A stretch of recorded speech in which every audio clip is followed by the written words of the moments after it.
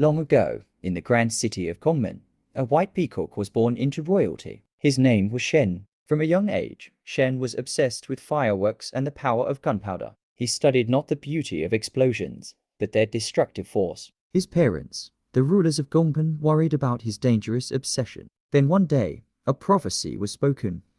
If Shen continues down this path, he will be defeated by a warrior of black and white. These words poisoned Shen's heart. To change his fate, he did something unthinkable. He led an army of wolves to wipe out the panda villages of China. The pandas, gentle and peaceful, stood no chance against the burning fires and sharp blades. Shen believed that by destroying the pandas, he had destroyed the prophecy itself. But his parents were horrified. They could not bear the cruelty of their son, and so, with heavy hearts, they banished him from the city. Shen swore he would return, and when he did, all of China would bow before his. Now, years later, Shen finally returns, no longer just a prince, but a conqueror. With him, he brings a weapon unlike anything the world has seen, a cannon. It is a weapon of iron and fire, capable of reducing even Kung Fu masters to dust. His first target, the brave Master Rhino, protector of Gongmen City. Master Rhino stands firm, but the cannon blasts with thunder. The great master falls, leaving only fear in his wake. Gongmen City has lost its protector, and Shen's reign begins.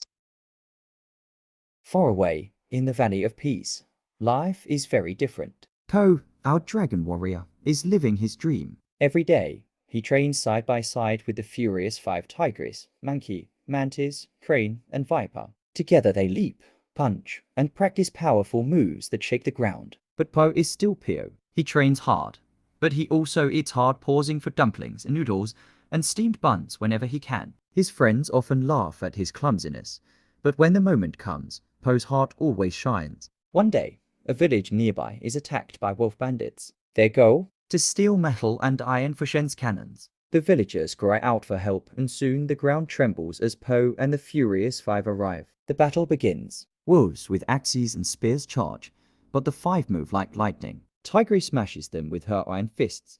Monkey swings across rooftops, kicking down enemies. Crane soars above. Viper slithers swiftly, and Mantis launches tiny but powerful strikes. And then comes Po, crashing into wolves like a rolling boulder, using his belly to bounce them away, and finishing with a massive skadoosh. But suddenly, Po freezes. His eyes lock on the symbol stitched onto the wolf leader's armor, a red symbol burning in the sunlight. In that instant, a memory flashes in his mind: fire, panic, and a panda's desperate voice. For the first time, Po sees a vision of his mother. The wolves escape with the metal, leaving Po shaken. He tries to laugh it off, but deep inside, something has been stirred, a question about who he really. Back at the Jade Palace, Po climbs the long stairs to meet Master Shifu. The wise master sits quietly, practicing inner peace. His body is still, but his spirit is calm, like water.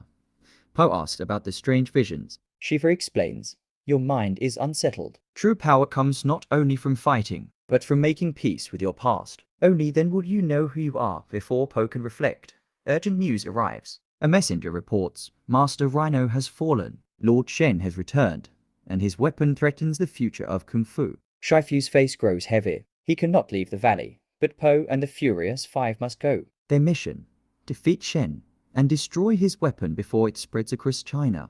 Po bows. Excited but nervous, he sets out with his friends. At Mr. Ping's noodle shop, his father fusses over him packing food, warning him to be careful. Mr. Ping hides his worry with humor, but inside, he is scared. What if Po learns the truth about his past? What if he never comes back? Po hugs him, promising, I'll be back, Dad. And with that, the Dragon Warrior's new journey begins. The journey is long. Finally, Po and his friends reach Gongmen City, but what they see is heartbreaking. Once a place of festivals, color, and joy, it is now covered in fear. Wolves patrol the streets, and giant iron cannons stand like monsters at the gates. Po and the furious 5 sneak through shadows, hoping to free Masters Ox and Croc, who are trapped in the city's prison. Inside the dark jail, the heroes finally meet them, but instead of hope, they find despair. Masters Ox and Croc refuse to fight. Shen's weapon is unstoppable. Kung Fu cannot win. Po is shocked, but there is no time to argue. That night, the heroes sneak into Shen's palace to destroy the cannon. The palace glitters with red silk and golden lanterns, but danger lurks in every corner. Wolves guard the halls, blades gleam, and drums of war echo. The furious 5 move swiftly, striking guards one by one, until they finally reach the main hall, and there he stands, Lord Shen, elegant yet terrifying. Shen's white feathers shimmer under torchlight. His tail spreads like a deadly fan, his eyes sharp and calculating. He welcomes Po not with fear, but with mockery. A battle erupts. Cannons roar, wolves attack, and fire fills the palace. Amid the chaos, Po sees the red symbol again, and suddenly, visions crash into his mind. He sees his mother, running through a forest, placing him in a basket, then turning back into the flames. Po gasps, confused, weak, distracted, and in that moment, Shen strikes. Explosions tear the palace apart, and the heroes are forced to retreat. Shen watches with a cruel smile, whispering, "So, the panda lives. Interesting." The group hides in the city outskirts. Po tries to act strong, but inside, he is broken. His past haunts him. Shen's words echo in his mind. Who were his parents? Why did they leave him? He returns to Mr. Ping, seeking answers. The goose father trembles, finally admitting the truth. Po was not born to him. Many years ago,